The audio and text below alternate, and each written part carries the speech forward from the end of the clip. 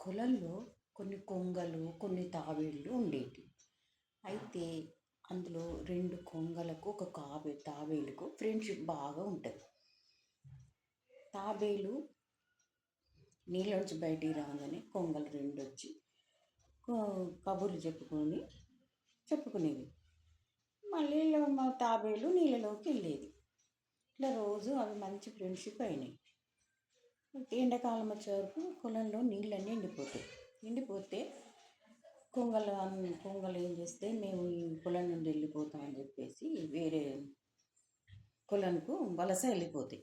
ఆ 2 కొంగలు తాబేలు ఫ్రెండ్షిప్ కదా, ఆ 2 కొంగలు తాబేలుతోని మేము వేరే కొలంకు వెళ్ళిపోతున్నాము, నీళ్ళు అయిపోతున్నాయి కదా, ఇందులో చేపలు అయిపోతాయి, నీళ్ళు లేవు, మేము వెళ్ళిపోతున్నాం ఎట్లా అంటే, మీరు ఆకాశం మించి వెళ్తారు, నేను కింద నడుచుకుంటూ వెళ్తున్నాయే, మరి నాకు ఎట్లా రావడం వీలు కాదు కదా అంటే, ఆ కొంగలు ఒక ఉపాయం ఆలోచిస్తాయి. ఒక పుల్ల తీసుకొస్తాము, పుల్లకు అటు ఇటు మేము పట్టుకొని వెళ్తాము.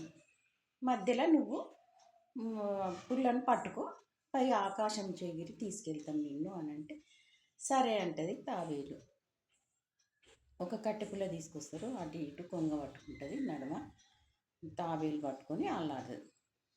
ఆకాశం మీదకి ఎగిరి పోతుంటే మధ్యలో కింద పిల్లలు ఉంటారు కదా, పోతుంటే ఒక ఊరు వస్తుంది. ఆ ఊరిలో పిల్లలందరూ పైన దృశ్యం చూసి కేరింతలు కొట్టి చప్పట్లు కొడుతుంటే ఆ కేరింతల చప్పట్లకు ఈ తాబేలు వదిలి కింద పడిపోతుంది.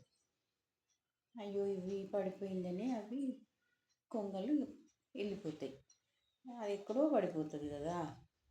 అవి ఎదుటి వాళ్ళు మనకు సాయం చేసినా మన బుద్ధి బలం కూడా మనము ఉపయోగించాలి, లేకుంటే తాబేలు లెక్క అయిపోతుంది. మీకు నచ్చితే లైక్ కొట్టండి.